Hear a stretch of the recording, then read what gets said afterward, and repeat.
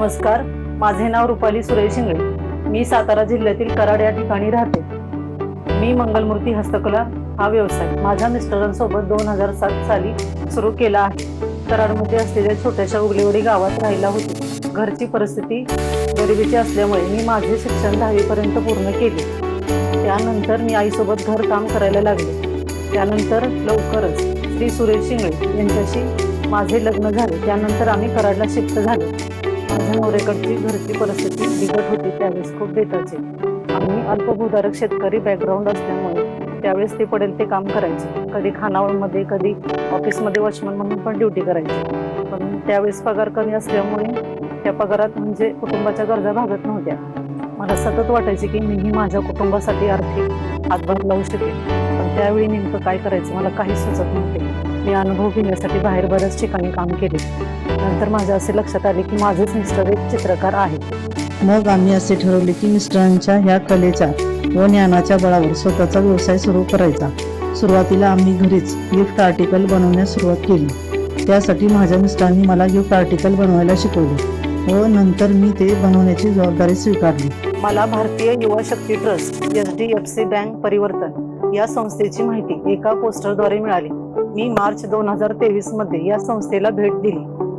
माझ्या मेंटी सौ रुपाली इंगळे या प्रचंड मेहनती आणि कार्यतत्पर आणि कर्तव्यदक्ष असून त्या एक नवउद्योजक आणि गरजू नवउद्योजक आहेत। उद्योग सुरू करण्यापासून उद्योग वाढवण्यापर्यंत आणि तो टिकवण्यापर्यंत त्यांनी अत्यंत मनस्वी असे आणि प्रामाणिकपणे प्रयत्न केले आहेत। ग्राहकांचे समाधान हेच त्यांची प्राथमिकता असून दर्जेदार उत्पादनं आणि त्याची विक्री करून ग्राहकांचा विश्वास संपादन करणं ही त्यांचं उद्दिष्ट आहे।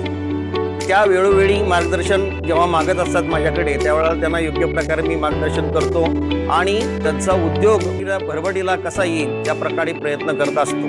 DYSTच्या टीमने मला 3 दिवसाचे बिझनेस स्किल ट्रेनिंग दिले व बँकेत कर्ज मिळवण्यासाठी लागणाऱ्या डॉक्युमेंटसाठी मदत केली। त्यामुळे माझा कौटुंबिक व्यवसाय हा खऱ्या अर्थाने प्रोफेशनल झाला। DYSTच्या टीममुळे, हेल्प्स आणि गाईड्समुळे बँक ऑफ बडोदा यांच्याकडून मला जून 2023 मध्ये 10 लाखाचे लोन वितरित केले गेले। मी रुपाली इंगळे यांना गेल्या 8 महिन्यापासून ओळखत आहे।